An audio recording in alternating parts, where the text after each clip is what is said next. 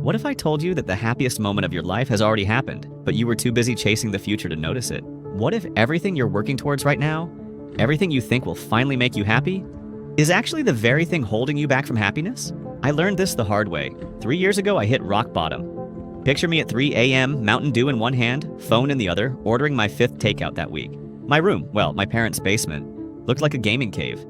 Empty energy drink cans everywhere, blinds permanently shut, and the only light coming from my triple monitor setup running World of Warcraft. I weighed 265 pounds.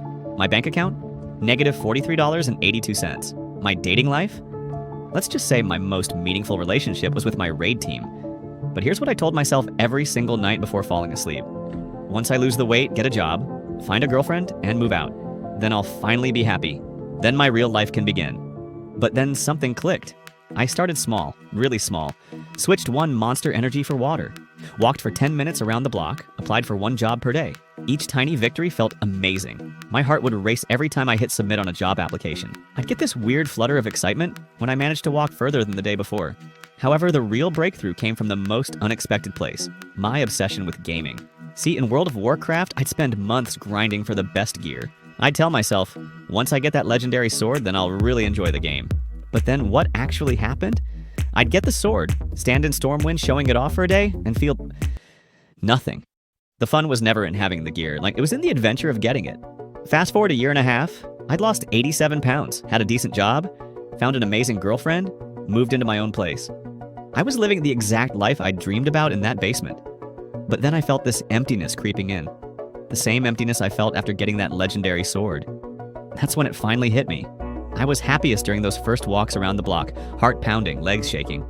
During those nerve-wracking moments before hitting send on a job application. Even during those awkward first conversations with girls, sweaty palms and all. The joy wasn't in reaching the goals, it was in pursuing them. Here's the mind-blowing part. You know those people you follow on Instagram?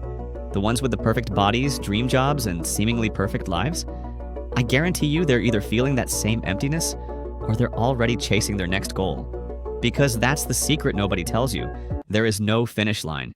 There's no point where you suddenly unlock permanent happiness. So what's the solution? 2 things. First, always have something you're actively pursuing. Maybe it's learning to cook more than just microwave meals. Maybe it's finally reading that book that's been sitting on your nightstand. Maybe it's learning 3 chords on that dusty guitar in your closet. The size of the goal doesn't matter. What matters is having something that pulls you forward. But then here's the bigger truth, and this is crucial. Stop waiting to live. That voice in your head saying, I'll be happy when it's lying to you.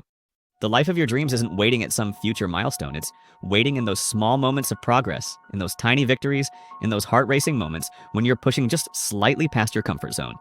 Tomorrow morning, you could wake up and start living the life of your dreams. Not because you'll suddenly have everything you want, but then because you'll finally understand that the dream life is in the pursuit itself. It's in the journey, the growth, the daily small wins, and yes, even in the failures that make you stronger. With that said, thanks for watching, and until next time.